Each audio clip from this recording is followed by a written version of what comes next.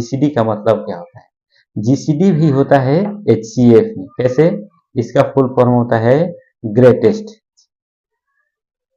Greatest, सी से होता है कॉमन और डी से होता है डिवाइजर। डिवाइजर का मतलब जो डिवाइड कर दे। तो मैं बताया हूं ना कि जो डिवाइड करता है वो क्या हो जाता है? एचसीएफ। तो हमें क्या निकालना है? एचसीएफ निकालना है। इसका 1.08 का, 0.36 का और 0.9 का। सबसे पहले हमें क्या करना है? इसके दशमलव को हटाना है।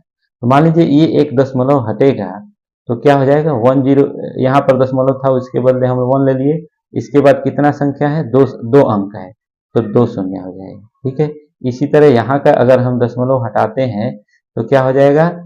दशमलव की जगह पर 1 लिख दिए और 2 अंक है तो 2 शून्य लिख दिए। फिर इसका अगर हमें दशमलव हटाना है तो क्या कर दिए? ये दशमलव की जगह पर 1 लिख दिए और 1 अंक है तो ए लिख दिए। अब ये कैसा रूप में आ गया? भिन्न के रूप में आ गया, फ्रैक्शन के रूप में आ गया।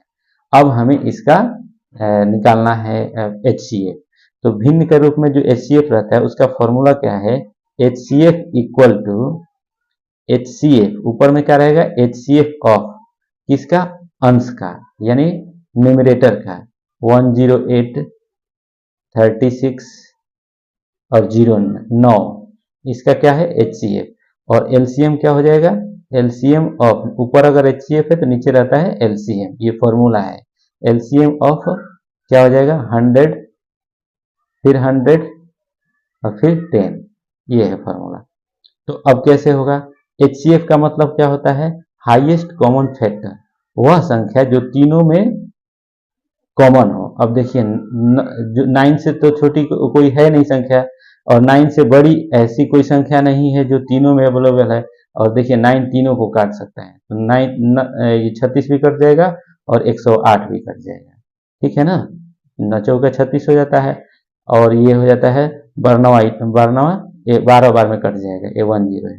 तो ये 9 ही क्या हो जाएगा? इसका एचसीएफ हो जाएगा। ऊपर हो गया 9, नीचे क्या है? एलसीएम। एलसीएम होता क्या है? Least common multiple. ये जो है 100 है, ये 100 है और ये 10 है। इसका अगर आप एलसीएम निकालेंगे तो क्या हो जाएगा? 100 हो जाएगा। 100 क्यों होगा? कि 100 में तीनों से भाग लग जाएगा। 100 में तीनों, 100 से भी भाग लग, इससे भी भाग लग जाएगा और 10 से भी भाग लग जाएगा। तो ये क्या हो जाएगा? 100 इसका एलसीएम हो गया। तो यही आपका आंसर हो गया।